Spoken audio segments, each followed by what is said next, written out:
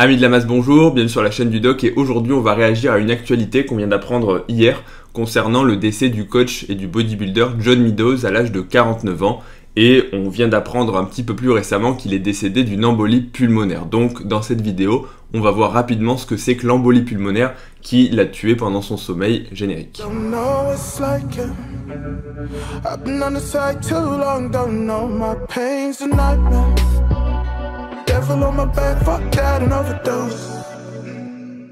John Meadows, c'était un bodybuilder assez célèbre, non pas tellement pour son physique, bien qu'il était assez impressionnant, mais aussi parce que c'était un coach qui a apporté beaucoup sur l'entraînement, la nutrition, avec notamment ses méthodes d'entraînement, le Mountain Dog. Et on avait déjà parlé de lui sur la chaîne l'an dernier, puisqu'il avait été hospitalisé pour un infarctus du myocarde, donc une crise cardiaque, en gros une artère au niveau du cœur qui s'est bouchée. J'avais fait une vidéo à ce sujet-là que je vous invite à aller regarder si vous voulez en savoir plus sur l'infarctus et sur son actualité.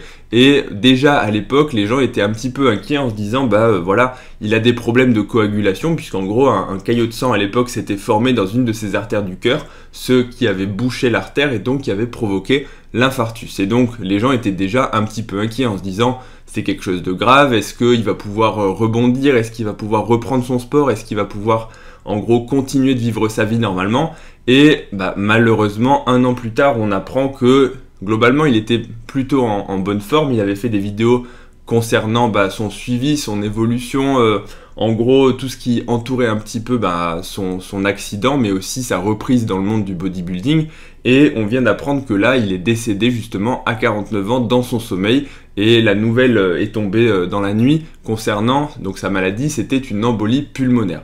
Donc si on veut savoir un petit peu ce que c'est que l'embolie pulmonaire, pour résumer très simplement, le cœur, en gros, parce que du coup, embolie pulmonaire, les gens pensent qu'il s'agit d'une anomalie au niveau des poumons. Mais en fait, c'est au niveau de la circulation pulmonaire, de l'artère pulmonaire. Et pour que vous compreniez bien ce que ça implique, ce que c'est que cette maladie, il faut rapidement résumer la circulation sanguine. Le cœur, c'est 4 cavités. Le cœur droit qui permet d'avoir le retour veineux, donc le sang désoxygéné, qui va l'envoyer dans l'artère des poumons pour que les échanges se fassent entre les poumons, donc qui sont gorgés d'oxygène, et les capillaires pulmonaires pour que justement le sang désoxygéné puisse recevoir l'oxygène et s'oxygéner avant d'aller dans le cœur gauche où ensuite il va pouvoir être éjecté dans la circulation sanguine systémique, c'est-à-dire au niveau des organes, les muscles, le cerveau, les reins, le foie, etc. Bref, un petit peu partout.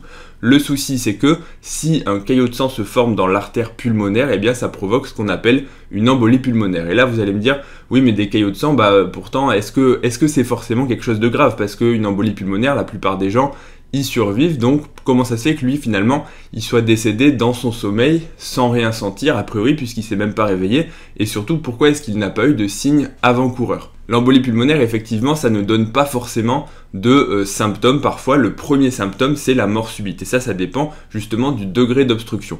En gros, donc l'embolie pulmonaire, c'est quand un caillot de sang se forme et vient obstruer l'artère des poumons, mais il y a différents degrés de gravité. Ça dépend, en gros, comme toutes les circulations, la circulation pulmonaire, c'est une circulation qui va se diviser. Ça démarre par le tronc de l'artère pulmonaire, qui est l'artère principale, une grosse artère, juste à la sortie du ventricule droit, qui va ensuite se diviser en deux, les deux artères pulmonaires droite et gauche, qui vont ensuite elles-mêmes se diviser en des branches de division jusqu'au niveau des capillaires. Donc c'est comme un arbre, ça fait un gros tronc et puis des branches de plus en plus petites.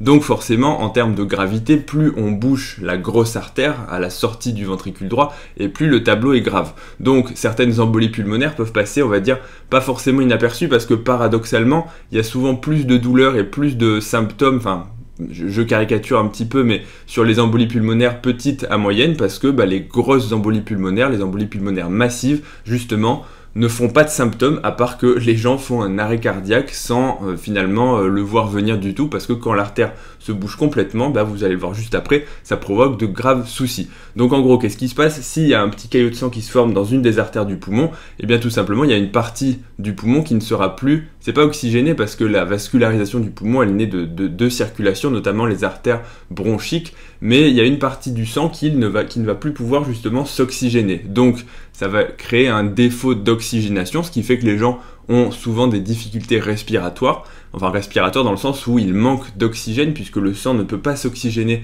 comme il le faudrait. Ça donne aussi des douleurs au niveau des poumons puisqu'il y a des réactions, on va dire, pleurales et pulmonaires au niveau de cette artère bouchée. Donc ça peut créer des douleurs au niveau des douleurs en fait thoraciques.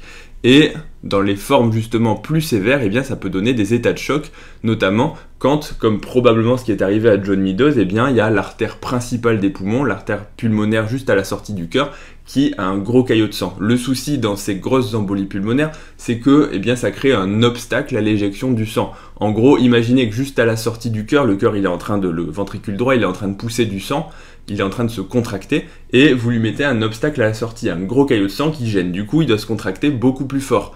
Donc, très rapidement, le cœur droit se dilate, il essaie de compenser, il essaie de pousser, mais il n'y arrive pas. Surtout si le caillot de sang continue de grossir. En gros, au début, il y a un petit caillot qui, activé par tous les mécanismes de la coagulation, va grossir, et donc, arrivé au stade où les résistances sont trop importantes, le ventricule n'arrive plus à pousser, et il dit stop et fin, j'arrête de me contracter, et c'est l'arrêt cardiaque. Donc parfois il n'y a pas forcément de symptômes avant-coureurs, et ça peut donner justement des morts subites parce que le ventricule, d'un seul coup, il lâche et ça fait un arrêt cardiaque. Donc pas forcément de symptômes, c'est assez paradoxal. Souvent les embolies pulmonaires les plus petites, on va dire, les plus distales, font le plus de symptômes en termes de douleur. Et les embolies pulmonaires justement graves, ça donne des gros symptômes, des états de choc, mais ça donne assez peu de douleur et assez peu d'essoufflement. C'est surtout des tableaux hémodynamiques où justement, c'est vraiment le cœur qui n'arrive plus à pousser.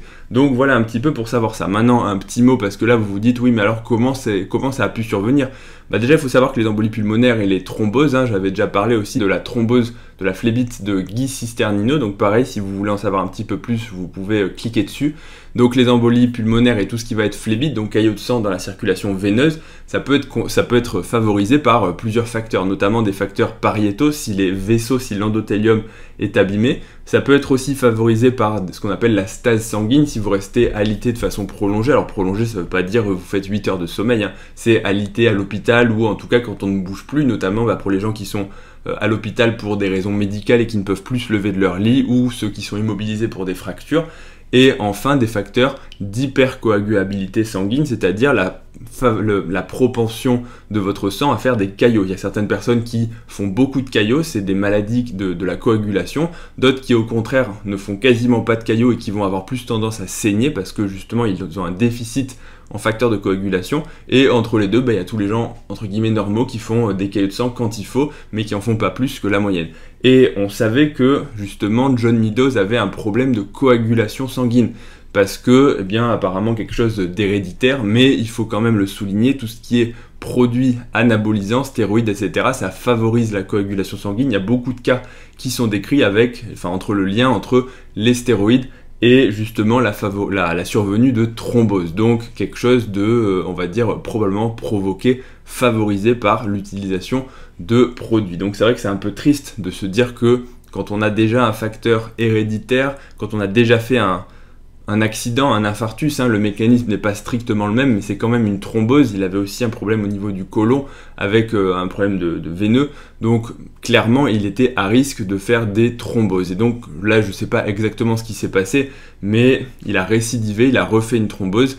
Et petite parenthèse, c'est que les médicaments qu'on donne pour l'infarctus, qui sont des médicaments qui fluidifient le sang, de l'aspirine, voire d'autres anti-agrégants plaquettaires, ne protège pas contre les embolies pulmonaires parce que ce n'est pas le même mécanisme de la coagulation. Il faut donner, c'est de la médecine, donc du détail technique, mais pour les embolies pulmonaires et la circulation veineuse, il faut donner des anticoagulants. Et pour justement tout ce qui est infarctus, c'est bon, je suis perdu, infarctus et rupture de plaque, il faut donner des anti-agrégants plaquettaires parce que c'est un peu la même chose, mais avec un mécanisme, une genèse du caillot qui est différente.